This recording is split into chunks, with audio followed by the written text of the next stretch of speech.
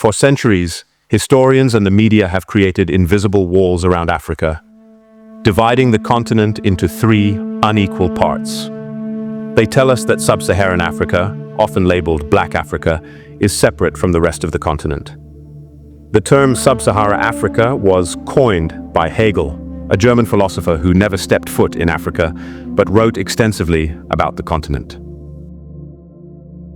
Historians have carved out East Africa, mostly linking it to Somalia and Ethiopia, saying it has ties to ancient Egypt, Kemet. Finally, they place North Africa in a different category altogether, associating it more with Arabia and the so-called Middle East.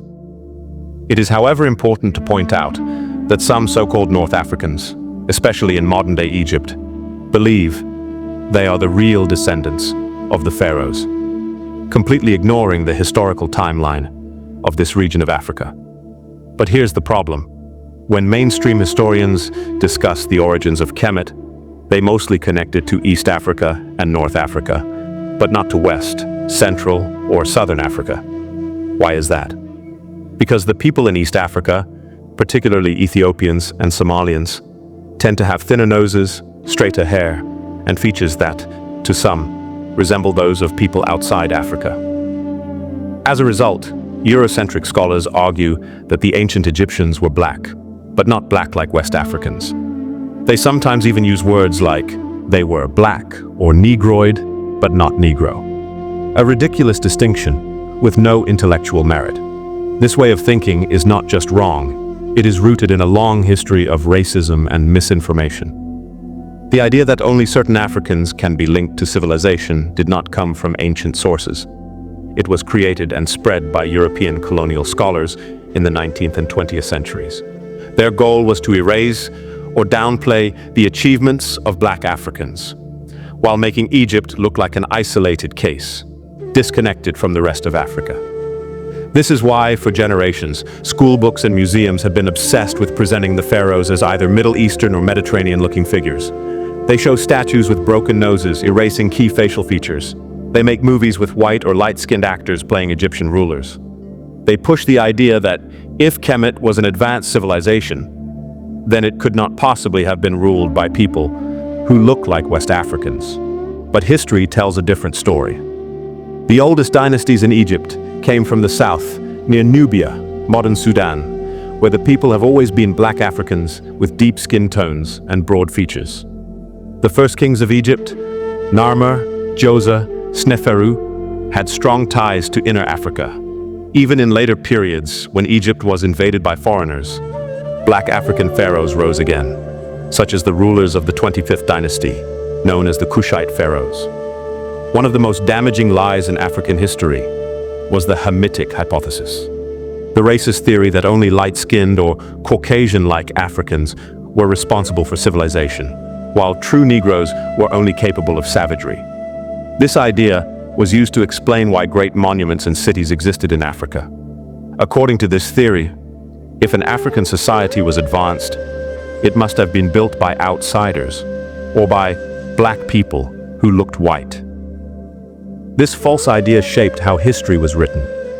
It erased the achievements of Black Africans, ignored evidence, and distorted African identity. For example, when explorers found the Great Zimbabwe ruins in southern Africa, they refused to believe that Black Africans had built them. When scholars saw the high culture of Mali and Songhai, they tried to attribute its success to Arabs or Berbers. When evidence surfaced about the West African connections to Kemet, it was dismissed as coincidence. This is why so many people struggle to accept that the pharaohs of Kemet were Black Africans. The mental image of a pharaoh, majestic, powerful, and wise, contradicts the propaganda that has taught the world to see Black people as only slaves and not rulers. It's important to recognize that Africa's population has changed over time. The original people of North Africa looked very different thousands of years ago. Foreign invasions, particularly from the Greeks, Romans, Arabs, and later European colonists, reshaped the genetic makeup of the region. Over time, as newcomers settled in, some populations took on different appearances. However, this does not mean that ancient Egypt was originally a mixed or multicultural civilization. The first dynasties of Kemet emerged long before these migrations, and they came from the heart of Africa. Even when Egypt experienced outside influences, its core culture remained deeply African in its language, religion, and traditions.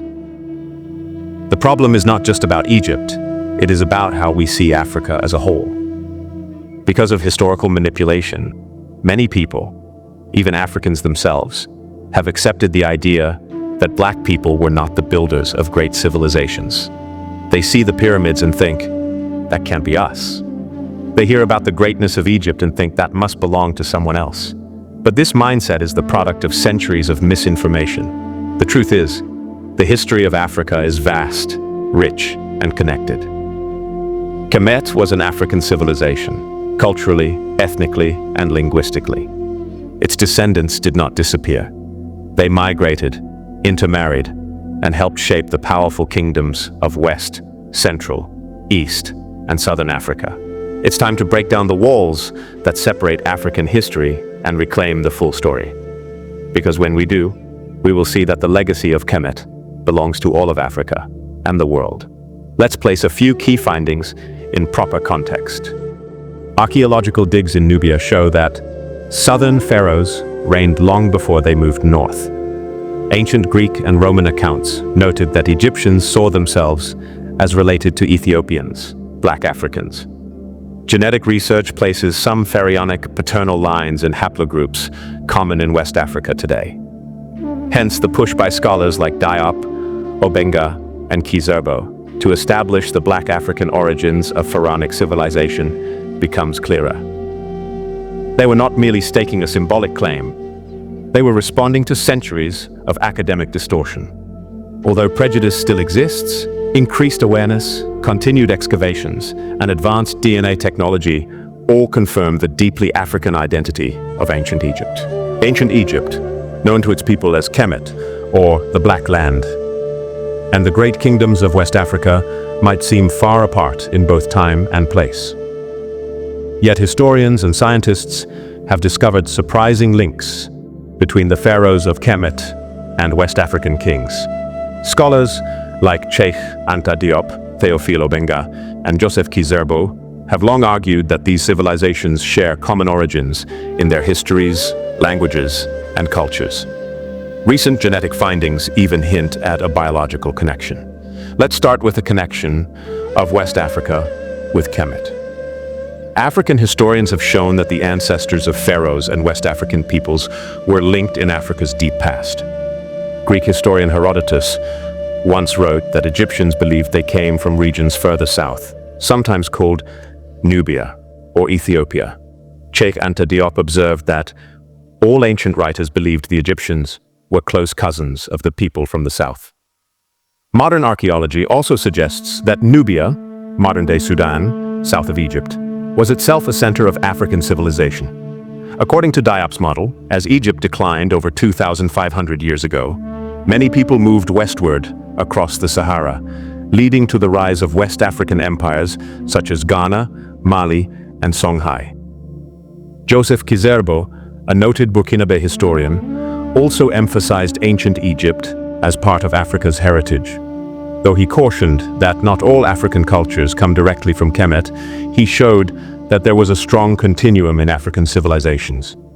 Each region had unique features, yet they shared significant cultural and historical elements. By placing Egypt within a broader African context, Kizerbo argued that we gain a richer understanding of the continent's past.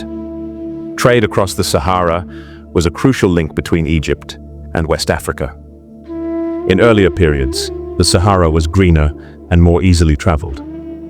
Later, trans-Saharan camel caravans carried gold, salt, and ivory across thousands of miles, enabling interchange of ideas and cultural practices. Some West African rulers built pyramid-shaped tombs of mud brick, smaller than those in Egypt, revealing a shared tradition of honoring deceased royalty with grand, towering burial sites. Prehistoric rock paintings in the Sahara indicate that the desert was once a corridor where people herded cattle and sailed on various water bodies. According to Kizerbo, rock art serves as a sort of documentary film of everyday life in prehistoric times, marking cultural movements and exchanges across Africa. Over time, The people living near the Nile Valley, both in Nubia and Kemet, would have had opportunities to connect with those migrating west into sub-Saharan regions. One of the most compelling pieces of evidence linking Kemet to West Africa lies in language. The ancient Egyptian language, which evolved into Coptic, displays surprising similarities to several modern African languages, especially those of West Africa. Cheikh Anta Diop, a historian and linguist from Senegal, conducted comparisons between ancient Kemetic language and Wolof, a major language of Senegal. He uncovered hundreds of words and grammatical features that matched. He thus concluded that the Egyptians and many West African peoples likely descended from the same original African language group. Diop explained that while Wolof and ancient Egyptian are not in a direct parent-child relationship, they are both descendants of an older Paleo-African mother language. For instance, the Egyptian word for to protect or hide closely resembles a corresponding term in Wolof. The pronouns and the formations of verb tenses also share distinctive features. Théophile Obenga expanded on Diop's findings, documenting a linguistic connection of ancient Egyptian language to a wide set of so-called sub-Saharan African languages. His research indicated ancient Egyptian languages align with many West African languages, such as Wolof, Fulani, and Yoruba, than it does with Semitic or Berber tongues. Obenga even proposed a classification called Negro Egyptian to unify ancient Egyptian with other Black African language families. These linguistic grouping by Obenga parallels offer strong evidence that Egypt's ancient language is part of an African family tree, and not an isolated case or purely Semitic offshoot.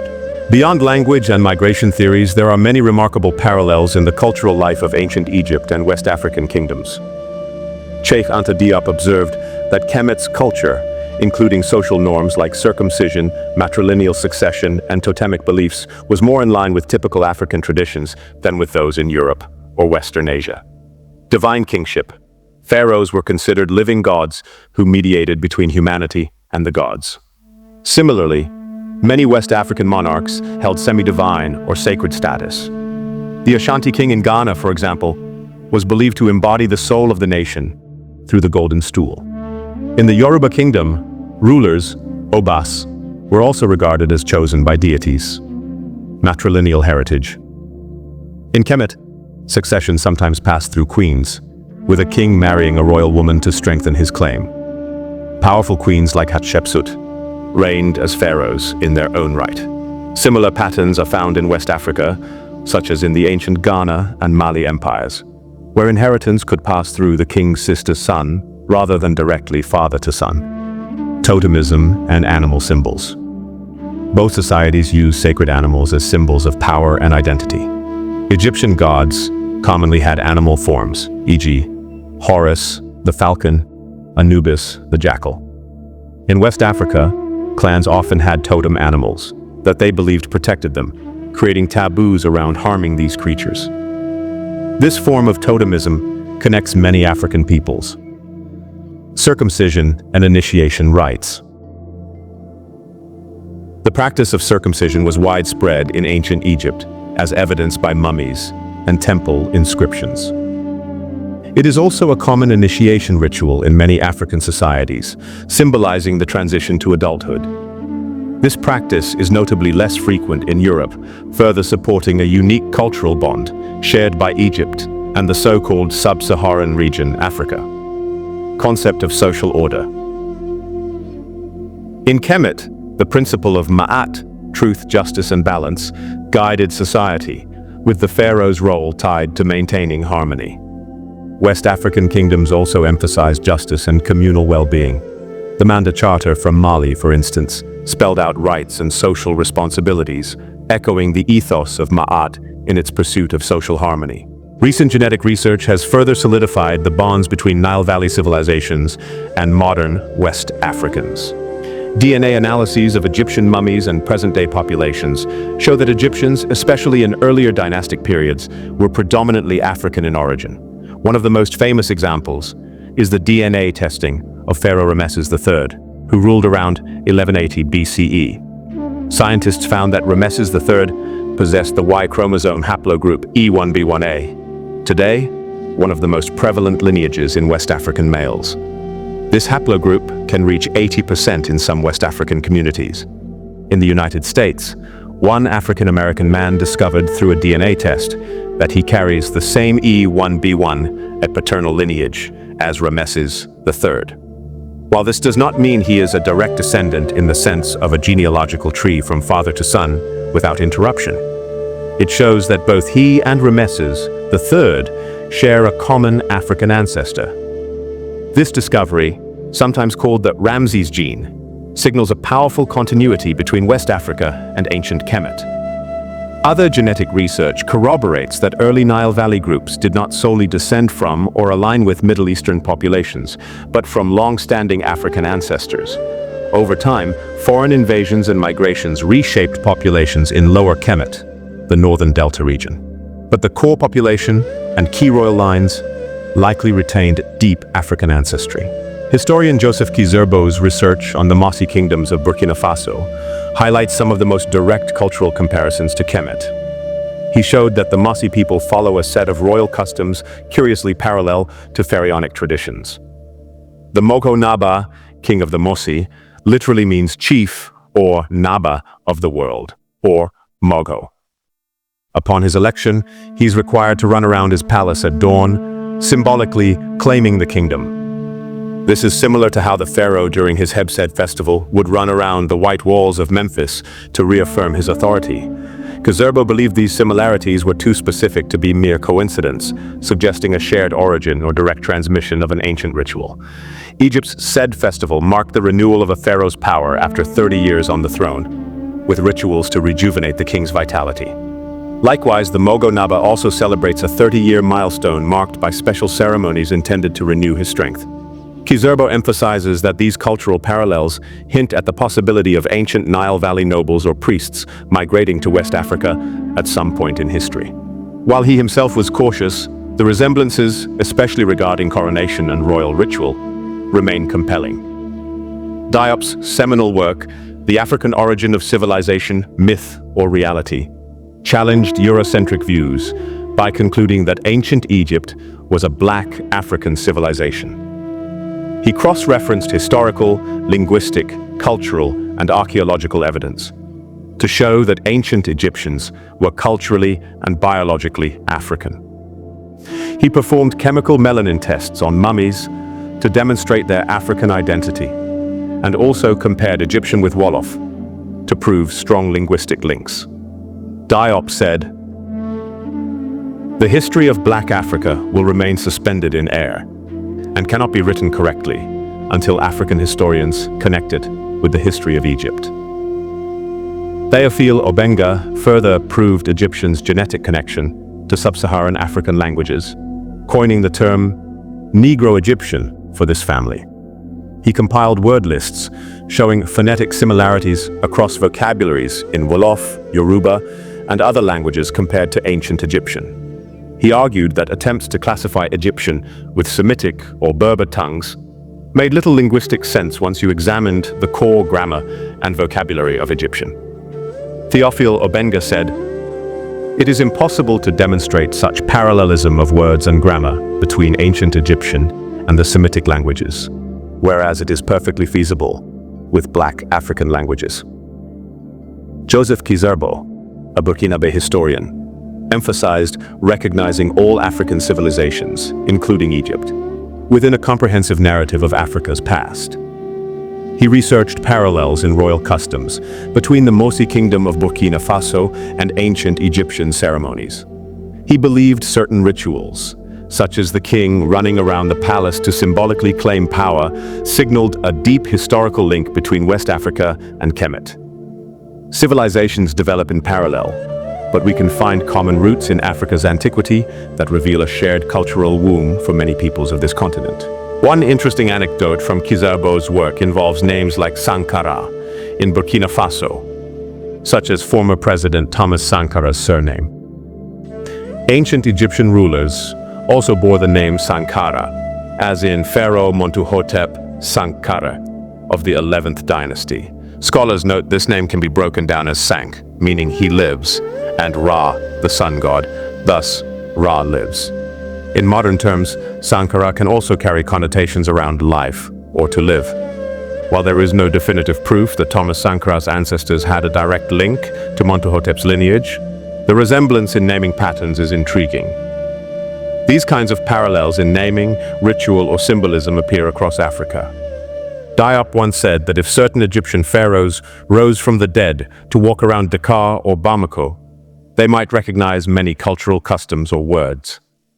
This concept highlights the idea of an unbroken chain of African identity, stretching from the Nile Valley to the Atlantic coast.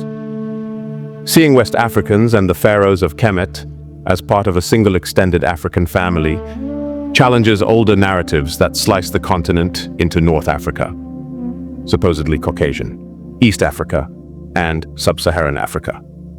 Instead, it acknowledges that African peoples are varied but share a deep cultural and historical base. Though different regions evolved unique styles of governance, religion, and technology, they regularly interacted, traded, and migrated. From the towering pyramids of Giza to the earthen mounds of West Africa, from hieroglyphic texts to the oral epic traditions of the griots, we see a network of shared ideas, symbols, and customs threading through African civilizations. Scholars like Cheikh Anta Diop, Théophile Obenga, and Joseph Kizerbo, along with modern geneticists, have given strong proof that Kemet and the kingdoms of West Africa share historical, linguistic, cultural, and biological bonds. Whether speaking Wolof, Yoruba, or other West African languages, whether celebrating royal traditions akin to those of the pharaohs, or carrying the same genetic marker as Ramesses III, millions of Africans today are linked in surprising ways to Kemet's towering legacy.